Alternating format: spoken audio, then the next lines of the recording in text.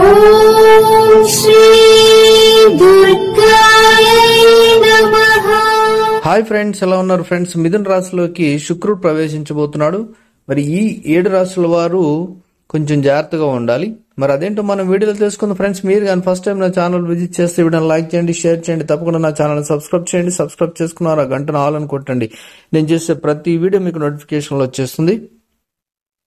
జ్యోతిష శాస్త్రంలో శుక్ర రాశి మార్పుకు ప్రత్యేక ప్రాముఖ్యత ఉంటుంది. శుక్రుడు ఐశ్వర్యం, అదృష్టం, వైభవం, సౌకర్యాలకు కారకంగా పరిగణించబడతాడు. జూలై 13 అంటే ఈ రోజున ఉదయం 10:50 శుక్రగ్రహం వృషభ రాశిని వదిలి మిథున రాశిలోకి ప్రవేశించింది. ఆగస్టు 7 వరకు శుక్రుడు ఈ రాశిలో ఉంటాడు. ఈ కాలంలో శుక్రుడు మారడం వల్ల కొన్ని రాశుల వారికి అశుభ ఫలితాలు ఉన్నాయి.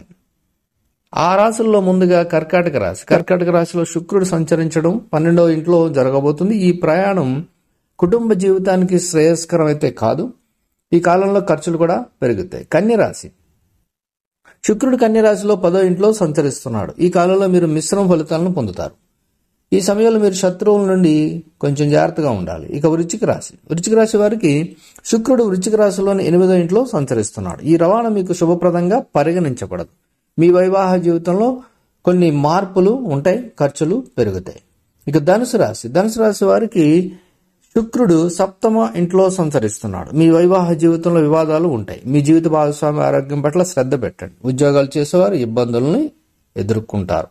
ఇక మకర రాశి వారికి శుక్రుడు మకర రాశిలో 6వ ఇంట్లో సంచరిస్తున్నాడు. ఈ సమయంలో మీ ప్రేమ బంధంలో ఉద్రిక్తత ఉంటుంది.